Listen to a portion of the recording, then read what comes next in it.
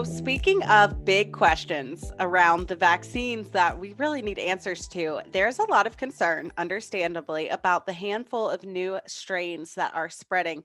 Many of these have been reported to be even more transmissible than the original coronavirus strain. Can you explain what we need to know about these new strains, how they came to be, and what we now know about how the existing vaccines will hold up against them? Okay, sure.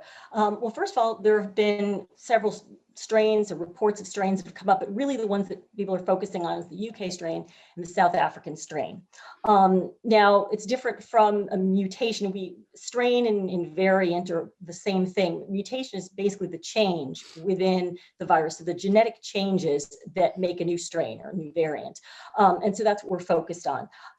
How did these come about? Well, researchers are saying that it comes from people who've had long cases of COVID, where they've had COVID for a long time, and the body just tries to fight it off, and it gives the virus time to change and to fight, to fight and to stay alive and to change. And then what happens is it gets transmitted to somebody else, and there you have your new variant.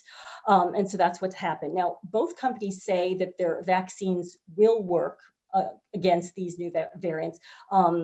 Moderna's vaccine, for instance, encodes all of the amino acids in the spike protein. The spike protein, you've probably all seen a picture of it. It's that round thing with the spikes coming out of it. And what that is it's what the coronavirus uses to infect. It attaches to cells and it infects. And so basically, Moderna says that the new variants have a spike that is only slightly different. There's 1% difference between what the Moderna produces, the original spike, and the new spike.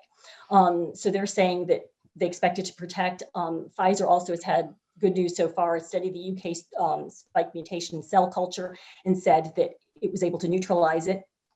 Now, that doesn't mean that this could work in all future variants. And also Dr. Fauci gave a few words of warning yesterday saying that vaccines may not be as effective. Now, this doesn't mean that they won't work. It just means that right now, let's say they're about 95% effective. Well, on these new strains or other new strains, even in the future, they could be a little bit less effective. Now, this doesn't mean we shouldn't vaccinate. It means we should vaccinate because basically we need to get more and more people out there vaccinated so they won't get coronavirus and have long COVID and then disease and then have new variants developing.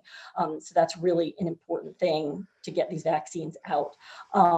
Both companies also said that an update, if needed in the future, could be done. So if indeed really in the future there was a strain that was very troublesome, in the future they could update their vaccines. And Moderna even said that they would not need to do a very huge trial. So it's not like it's starting over from zero. So that's very good news. Of course, it still represents a challenge. If they had to do something like this, just think of the production of the vaccine, the time that would be needed, the logistics. So it really wouldn't be good news if this happened right away.